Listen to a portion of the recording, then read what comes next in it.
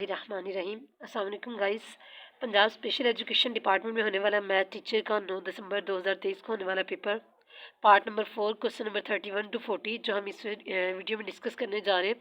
चलिए स्टार्ट करते हैं विदाउट टाइम वेस्ट किए। क्वेश्चन नंबर 31 था हमारे पास, फॉर द रिलेशन। ये रिलेशन गिवन था, ठीक है। ये मैंने क्वेश्चन जो है सिंपल वर्डिंग में कन्वर्ट कर लिए, सेम वैसे नहीं थे लेकिन स्टेटमेंट यही थी। 5f minus 9c is equal to 160।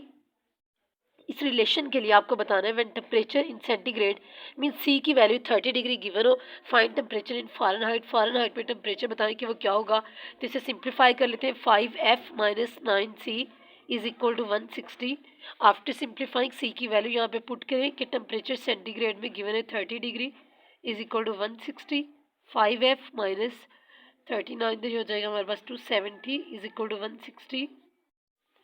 5f ये 270 तो जाके ऐड हो जाएगा, इस साइड पे सब्ट्रैक्ट हो रहा है तो ये हो गया हमारे पास 430।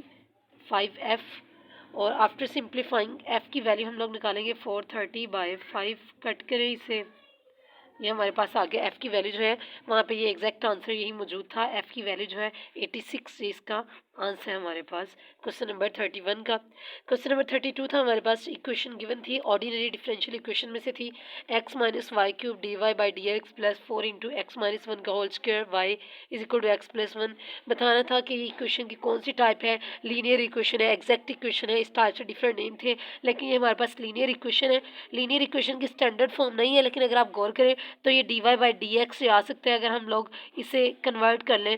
एक्स माइनस वाई की 1 की पावर 3 पे ईच टर्म को डिवाइड करें तो यहाँ से कट हो जाएगा +4। जब इसे करेंगे एक्स माइनस 1 के नीचे cut 4/x-1 Y is equal to X plus 1/x-1 cube. आप इसे कंपेयर कर सकते हैं लीनियर इक्वेशन के साथ D Y by D X plus P of X Y is equal to F of X में यहाँ पे फंक्शन होगा। तो ये हमारे पास जो लीनियर इक्वेशन की स्टैंडर्ड फॉर्म थी, तो इस तरह से ये इक्वेशन जो है हमारे पास बनेगी लीनियर इक्वेशन, ठीक है। तो इसका करेक्ट ऑप्शन था लीनियर इक्वेशन।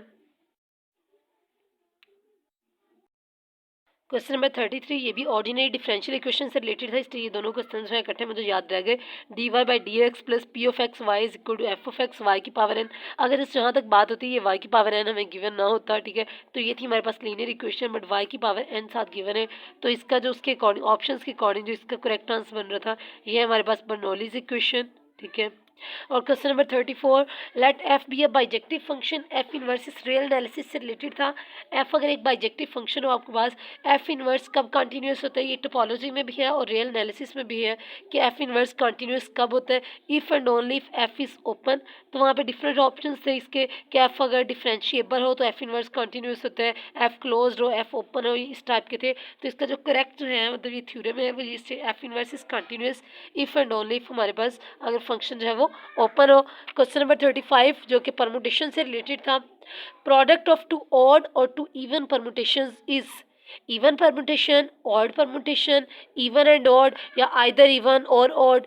तो ये गौर करें अगर टू ऑड नंबर्स को जिस तरह से मल्टीप्लाई करें आंसर हमेशा एक इवन नंबर आता है, इसी तरह से टू इवन नंबर्स को मल्टीप्लाई करने से भी इवन। तो इसका प्रोडक्ट ऑफ टू ऑड और two even permutation is always even permutation, ठीक है।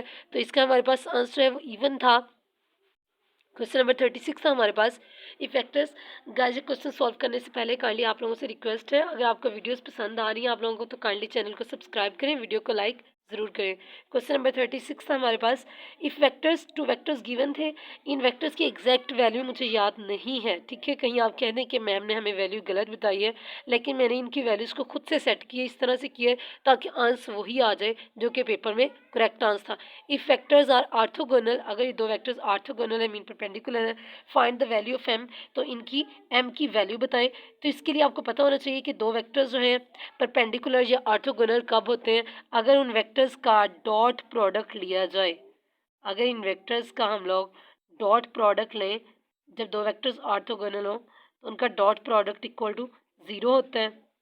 इनका डॉट प्रोडक्ट लें इक्वल टू 0 करें तो इसमें से हम इजीली m की वैल्यू आफ्टर सिंप्लीफाइंग फाइंड कर सकते हैं कि i डॉट आई 1 होता है, मीन i वाला कंपोनेंट i वाले से मल्टीप्लाई, -2 को 1 से मल्टीप्लाई करें -2 हो जाएगा। इसी तरह से j डॉट j 1 होता है, -2 को m से मल्टीप्लाई करेंगे -2m प्लस 5 को 6 से करें 6 5 दा 30 हो जाए इक्वल टू 0। ये 30 -2 हमारे पास 28 -2m equal to 0। 28 is equal to 2m। इसमें से m की वैल्यू निकालें तो m की वैल्यू है हमारे पास 14 जो है, m की 28/2 जो है हमारे पास हो जाएगा 14। तो m का जो उन ऑप्शंस के अकॉर्डिंग जो पेपर में गिवन थे 28, तो 14 ही इसका आंसर था। तो ये बाकी मतलब यहाँ से कुछ स्टेटमेंट आगे पीछे इन वर्ड्स में चेंजिंग हो सकती है, लेकिन आंसर जो है इस क्वेश्चन का m इज इक्वल टू 14 ठीक था। क्वेश्चन नंबर 37 था हमारे पास, integration of log of sine x cos x by sine x d x. तो ये किसके इक्वल होगा, इसके ऑप्शन थे लॉग में ही थे, लेकिन अगर थोड़ा सा गौर करें इंटीग्रेशन, गौर से अगर इंटीग्रेशन के आपको फार्मूला याद है, log of sine x mean log का आप फार्मूला अप्लाई करें, इस फंक्शन का log derivative of log x जिस तरह से होता है 1/x, derivative of log x, इस सारे को एक फंक्शन कंसीडर करने के लिए आपके पास x है, derivative of log x 1/x, इसका 1/sin x मौजूद है। आगे फिर फर्दर फंक्शन का जैसे डेरिवेटिव ऑफ x 1 होता है, वैसे फंक्शन का डेरिवेटिव लें sin x का डेरिवेटिव cos x, मीन इस कंप्लीट फंक्शन का derivative log of sin x का आप डेरिवेटिव लें तो आपके पास आंसर आता है cos x by sin x जो कि इसके साथ मौजूद है। तो हम वो फार्मूला इंटीग्रेशन का लगाएंगे एफ ऑफ एक्स की पावर n, ठीक है, किसी फंक्शन की nth पावर और साथ फंक्शन का डेरिवेटिव मौजूद हो तो इसकी इंटीग्रेशन किसके इक्वल होती है, एफ ऑफ एक्स की power n+1 by n+1 plus constant of integration add कर देते हैं। ये फार्मूला अप्लाई करें यहाँ पे तो ये आपके पास फंक्शन है, इसकी nth पावर नहीं है तो मीन पावर 1 कंसीडर करेंगे, साथ फंक्शन का डेरिवेटिव मौजूद है तो इसका आंसर हो जाएगा एफ ऑफ एक्स मीन ये फंक्शन, इसकी power n+1 mean 1+1 by 1+1 plus constant of integration. तो ये आंसर होता है हमारे पास log of sine x whole square by 2 plus C, ये इसका आंसर। क्वेश्चन नंबर 38 था, if F of G is equal to U plus iota V is analytic.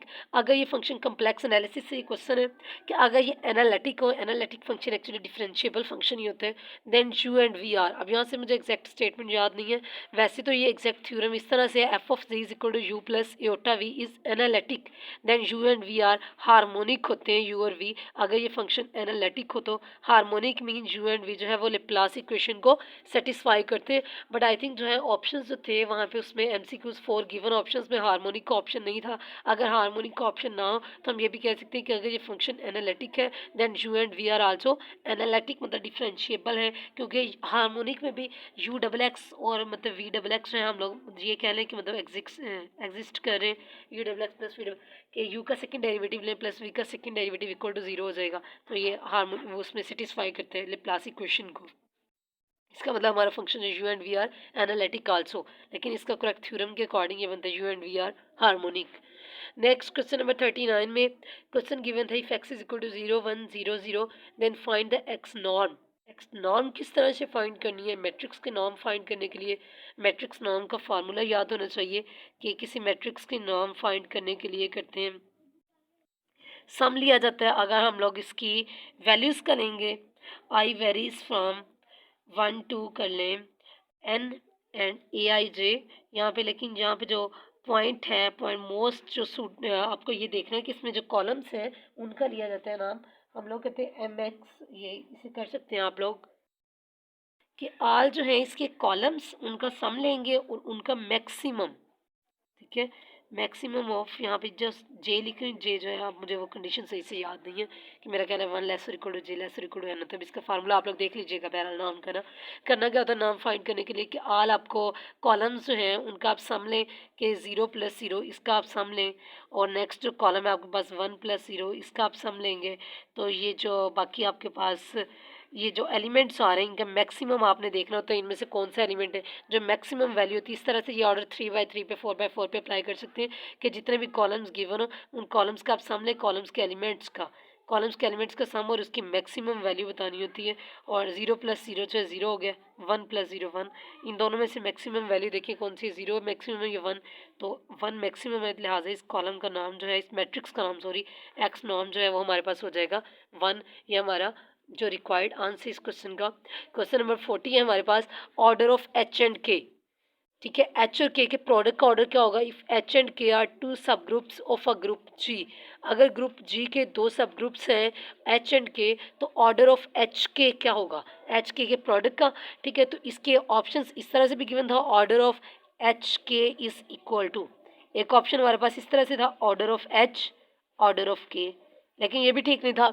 एक में क्या किया था, order of H, order of के मल्टीप्लाई हो रहा था ऑर्डर ऑफ एच इंटरसेक्शन के, वो भी ठीक नहीं था। और हमारे पास थर्ड ऑप्शन था जो कि करेक्ट बनता है इसमें, ऑर्डर ऑफ एच के is equal order of H, order of के से मल्टीप्लाई होगा divided by order of H intersection के, जो कि इसका एग्जैक्ट फार्मूला और जो बिल्कुल करेक्ट वाला आंसर बनता है। ठीक है, इस तरह से गाइस हमारे क्वेश्चन जो है 40 तक, हमारे 31 से 40 तक हमने इस वीडियो में डिस्कस किए। 30 क्वेश्चन जो है वो लास्ट हम लोग डिस्कस कर चुके हैं।